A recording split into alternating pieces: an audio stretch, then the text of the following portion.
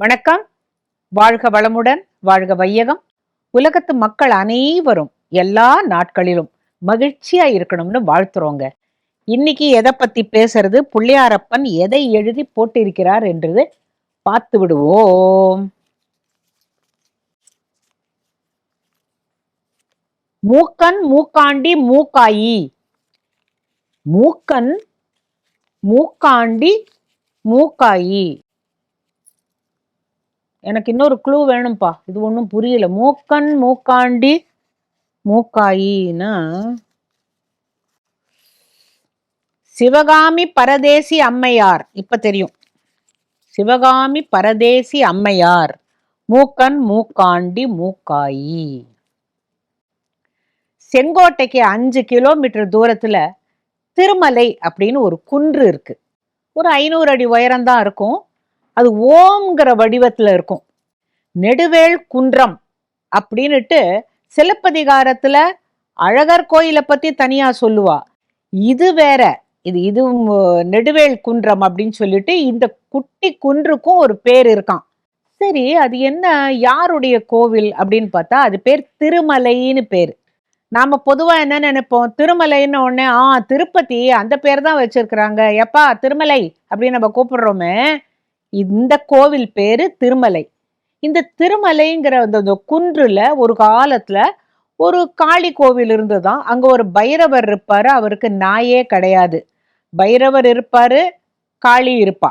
அங்க பூவன் பட்டர் அப்படின்னுட்டு ஒருத்தர் போய் தினம் அந்த காளிக்கு பூஜை பண்ணிட்டு வருவாரு. இது பல வருடங்களா நடந்துகிட்டு இருக்கு. ஒரு நாளைக்கு அந்த பூவன் பட்டர் என்ன பண்ணாருன்னா, பூஜை பண்ணிட்டு வந்தவர், அங்க ஒரு புளிய மரம் இருக்குமா. அந்த புளிய மரத்தடியில படுத்து தூங்கின பொழுது, இது எனக்கான மலை அப்படின்னு ஒரு குரல் கேட்டுதான். பார்த்தா அவருக்கு கனவுல முருகன் சொல்றாரு, இது என்னுடைய மலை, நீ என்னுடைய சிலை இருக்கிறது அருகில் ஒரு இடத்துல இருக்கு, நீ அதை போய் தோண்டி எடுத்து இந்த இடத்துல கொண்டு என்னை பிரதிஷ்டை பண்ணா நான் இந்த வட்டாரத்தையே செழிப்பாக ஆக்குவேன் அப்படின்னு சொன்னதுனால இவர் முழிச்சுக்கிட்டு பார்த்தாராம்.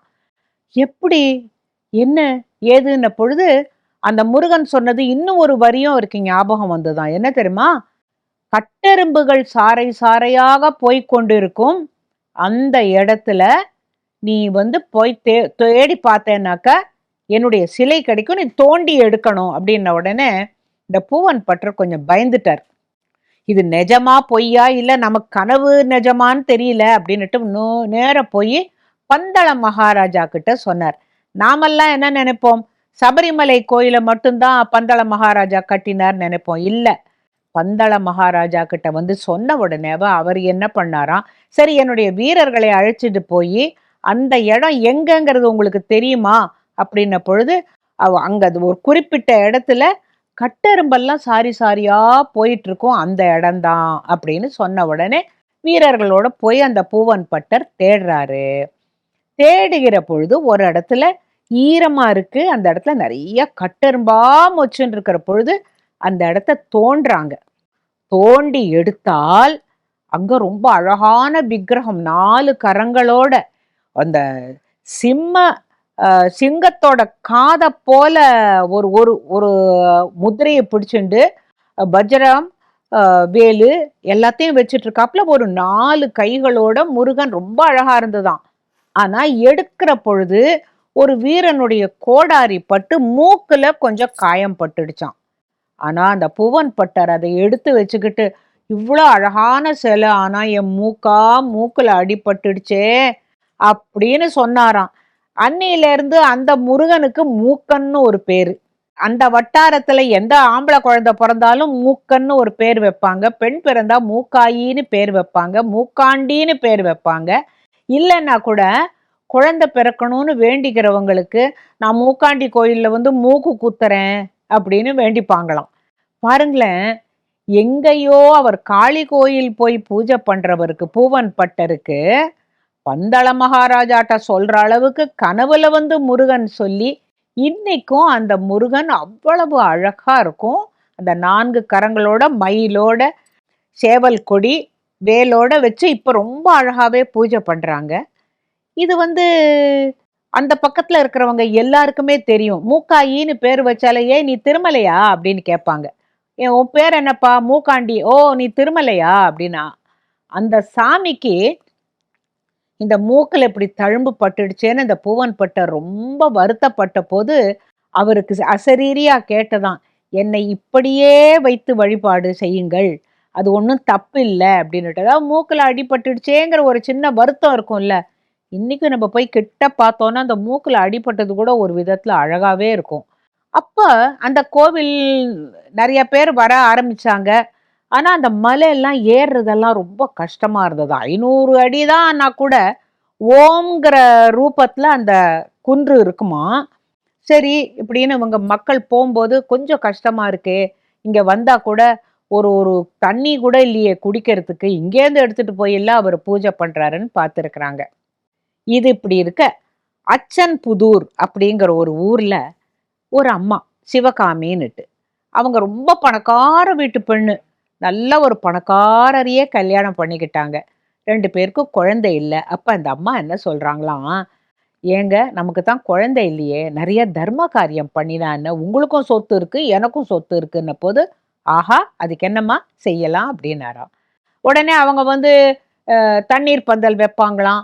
எங்கேயானு வழிநடையா போறவங்களுக்காக சத்திரம் கட்டுவாங்களாம். நெறைய தர்ம காரியங்கள் பண்ண ஆரம்பிச்ச உடனே நெறைய பேர் போறவங்கலாம் வாழ்த்தவும் செஞ்சாங்களாம். சொந்தக்காரங்க மட்டும் என்ன சொன்னாங்களாம், "பிள்ளை இல்லா சொத்து இல்ல. இவளுக்கும் இவ்வளவு சொத்து இருக்கு. அவருக்கும் இவ்வளவு சொத்து இருக்கு. இத போய் வீணா காச கரியாக்குதுங்க. நம்ம சொந்தக்காரங்களுக்கெல்லாம் ஆளுக்கு கொஞ்சமா அத பகிர்ந்து கொடுக்க கூடாதான்னு?" கேட்டாங்களாம். அதாவது இறைவனுக்கு பண்ணுகின்ற காரியத்தை ஒருத்தர் கேவலமா சொன்ன உடனே இந்த அம்மா காதுல வந்து விழுந்ததாம். இந்த மாதிரி பேசுறாங்கன்ன உடனே, பேசுறவங்க வீட்ல இடி விழும் அப்படின்னு போய் உடனேவே அந்த யாரெல்லாம் பேசுனாங்களோ அவங்க வீட்ல இடி விழுந்தது. அதுலேருந்து அவங்கெல்லாம் பயந்துகிட்டாங்க. அப்ப அந்த அம்மா சொன்னாங்க, "ஐயோ! நம்ம நாக்குல ஏதான்னு சொன்னா இந்த மாதிரி கெட்டது சொன்னா பலிக்குதேன்னுட்டு, வேண்டாம் சுவாமி, எனக்கு இதெல்லாம் வேண்டாம். எனக்கு ஒரு குழந்தைய குடுத்தா நான் ஏன் மத்தவங்க இப்படி பேச போறாங்க?" அப்படின்ன பொழுது அங்க ஒரு துறவி காசிக்கு போயிட்டு, அங்க அந்த பக்கத்துல ஒரு துறவி செங்கோட்டைக்கு போய்க்கிட்டு இருக்கிறாரு. அந்த துறவி வந்து இவங்க இவங்க பார்த்தாங்களாம். இந்த சத்திரம்லாம் யார் கட்டினதுன்னது சிவகாமி அம்மா தான் கட்டினாங்கன்ன உடனே, இந்த அம்மா போய் அவர் கால்ல விழுந்து, "சுவாமி எனக்கு ஒரு குழந்தை வேணும்." அப்படின்ன பொழுது, "கிடைக்கும். உனக்கு ஒரு குழந்தை கிடைக்கும்." அப்படின்னா குழந்தை பிறக்கும்னு சொல்லல. "உனக்கு ஒரு குழந்தை கிடைக்கும். நீ இந்த பக்கமா போனேன்னாக்கா, ஆ ஒரு இடத்துல ஒரு பொட்டல் தெரியும். அந்த பொட்டலுக்கு மேல ஒரு கருவண்டு சுத்தின்னு இருக்கும். அந்த இடத்துல பாரு உனக்கு ஒரு குழந்தை கிடைக்கும்." அப்படின்ன உடனே அவங்க வீட்டுக்கார்ட்ட சொல்றேன், "என்னங்க அவர் சொன்னாப்புல கிழக்கால இந்த ஒரு பொட்டல் இருக்குங்கிறாங்களே, போலாமா?" அப்படின்னு. அவர் சொல்றார், "ஆஹா போலாமே." அவங்க கொஞ்சம் தூரம் நடந்து போன பொழுது, அந்த இடத்துல பொட்டல்னா அங்க ஒண்ணும் வெட்ட வெளி தான் பொட்டல். செடி கிடியெல்லாம் ஒண்ணும் இருக்காது. அங்க ஒரு கருவண்டு அப்படியே சுத்திட்டு இருந்ததுனால, இன்னைக்கும் அதோட அந்த இடத்தோட பேரு வண்டாடும் பொட்டல். வண்டு ஆடியதால் வண்டாடும் பொட்டல். அங்க வந்து புதர் இருந்ததாம் பக்கத்துல. இந்த இடத்துல பொட்டல். பொட்டல சுத்தி செடியெல்லாம் இருந்த பொழுது, அங்க ஒரு குழந்தை, ஆண் குழந்தை அழற சத்தம் கேட்டதாம். ஓடி போய் பார்த்தா ஒரு அழகான ஆண் குழந்தை. எடுத்து அந்த அம்மா மார்போட அணைச்சுக்கிட்டு, "அப்பா நான் எனக்கு குழந்தை வேணும்னு நினைச்சேன். இப்படி ஒரு குழந்தையா?" அப்படின்ன பொழுது, அந்த குழந்தை உடனேவே இவ்வளோ பெரிய பையனாகி, கையில வேலாயுதத்த வச்சுக்கிட்டு, "நான் தான் குமரன். உனக்கு குழந்தை வேணும்னு நீ ஆசைப்பட்ட. அதுக்காக நானே உனக்கு குழந்தையா வந்தேன். இதோ இந்த மலையில தான் நான் இருக்க போறேன். நீ அங்க வந்து எனக்கு வேண்டிய பணிவிடைகளை நீ செய்ய நான் மனமார ஏத்துக்கிறேன் என்னுடைய தாயாக." அப்படின்னு சொன்னாராம். அப்படின்னு சொல்லிட்டு அந்த முருகன் கிடுகிடு கிடுகிடுன்னு அந்த குன்றுல போய் மறைஞ்சிட்டார். அப்ப அவருடைய கணவரும் என்ன சொன்னாராம், "நீ குழந்தை வேணும்னு ஆசைப்பட்ட, குழந்தை கிடைச்சாச்சு.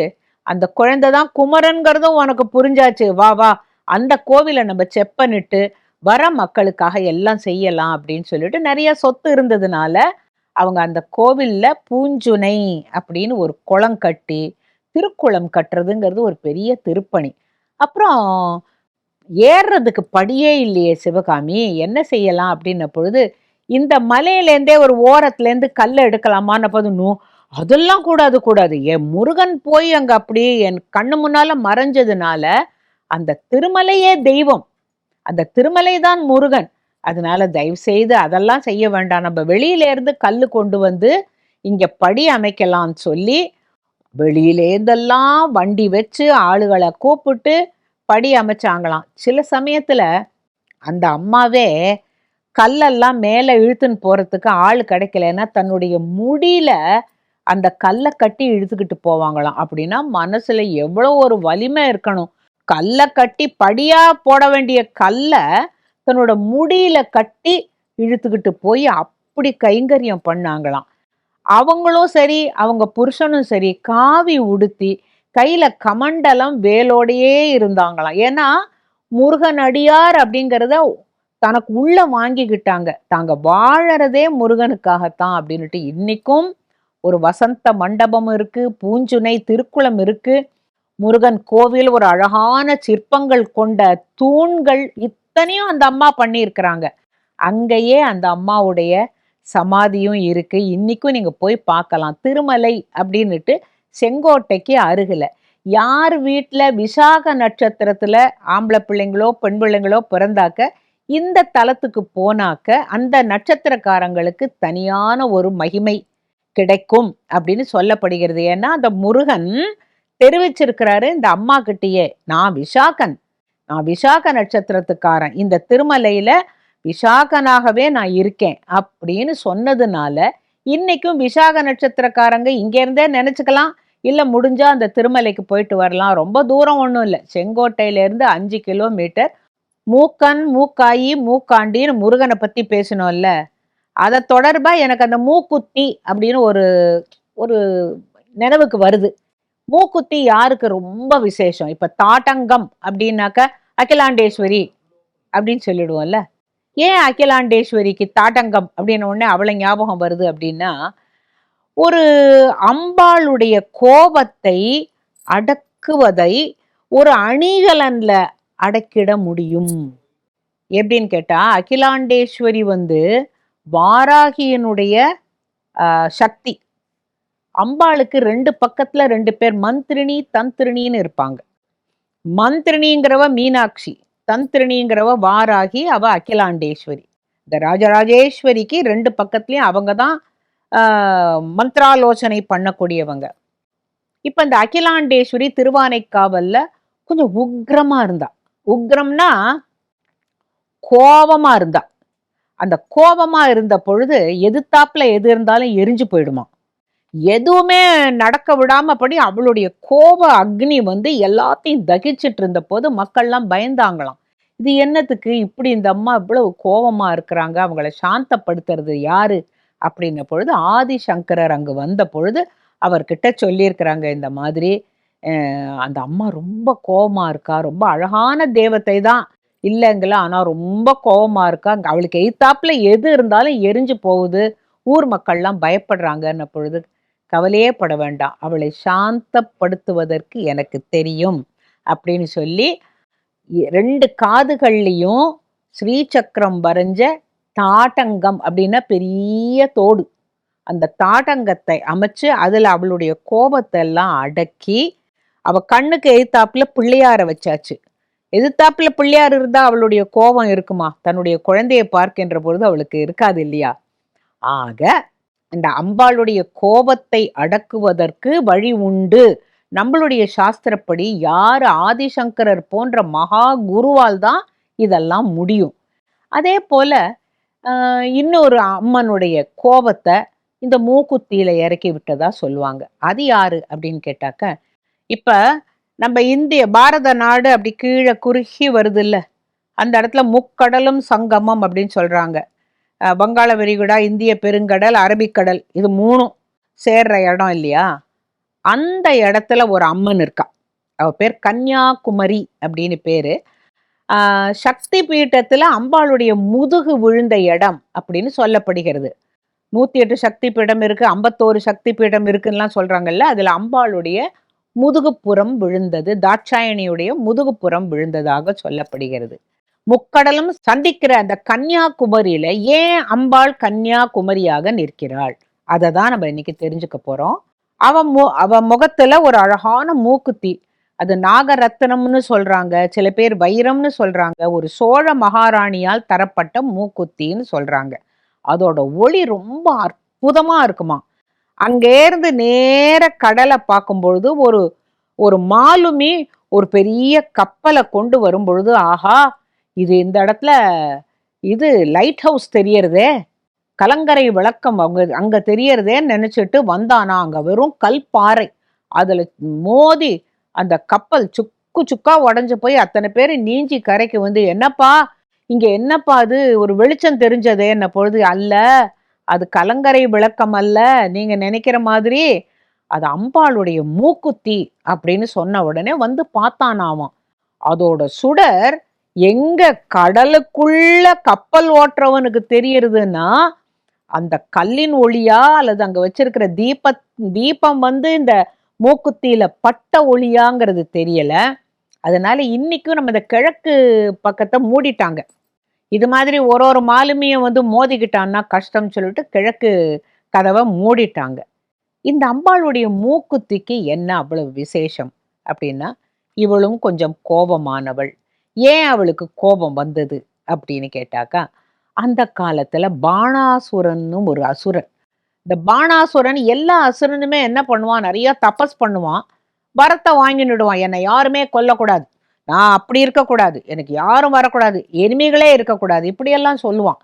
அப்படி இந்த பாணாசுரன் என்ன பண்ணிட்டான், என்னை வந்து யாரும் கொல்லக்கூடாதுன்னு, யாரும் கொல்லாமல்லாம் இருக்க முடியாது, வரத்தை வேறதான் கேளுன்ன பொழுது இல்லை அப்படின்னா என்னை யாரான்னு ஒரு கன்னி பொண்ணு ஜெயிக்கலாம் அப்படிங்கிறான். கன்னி பொண்ணுனாக்கா ஒரு சின்ன பெண்ணால என்ன பண்ண முடியும், பாலைன்னு வச்சுக்கோங்களேன், ஒரு 14-15 வயசு உள்ள பெண், அவ என்னத்த பண்ண முடியும் நம்மள, அவன் ஒன்றும் பண்ண முடியாது அப்படின்னு அவன் நினைச்சுட்டு, ஒரு கன்னி பெண்ணால் மட்டுமே எனக்கு அழிவு ஏற்படும் போ அப்படின்னுடுறான். இதை வந்து பார்வதி கிட்ட தான் வந்து சொல்லும்பொழுது அவ சொல்றா, நான் இப்படியே வர முடியாது, நான் கன்னி பெண்ணாக உருவம் எடுத்து அங்கே தபஸ் செய்ய வேண்டும். ஏன்னா பாணாசுரனை அழிக்கிறதுங்கிறது லேசுப்பட்டது இல்லை, நான் எனக்குள்ளே அந்த வலிமையை நான் வளர்த்து கொள்ள வேண்டும். அப்ப சிவபெருமான் கிட்ட அவ உத்தரவு கேட்கிறா. ஆஹா, நீ உலகத்துக்காக ஒரு நல்ல காரியத்துக்காக போற போ அப்படின்னு சொல்றார். இவளும் அங்க வந்து ஒரு சிறு பெண்ணாக அவதாரம் செய்து, அவள் எப்படி இருக்கான்னா, தலையில சந்திர பிறை இருக்கும், சிறு பெண்ணாக இலுப்பை பூ மாலையை அவள் கையில் வைத்திருப்பாள். ரொம்ப பேர் அது கன்னியாகுமரி தபஸ் பண்றாங்க, இது வந்து ஜப மாலைன்னு இல்லை, இலுப்பப்பூ மாலையை அவ கையில தொங்க விட்டுருப்பா. ஒரு சிறு பெண்ணாக கட்டி ஸ்தலத்தில் இப்படி கை வைத்து கொண்டு ரொம்ப ஒரு சிறு பெண்ணாக இருப்பாள் அவ.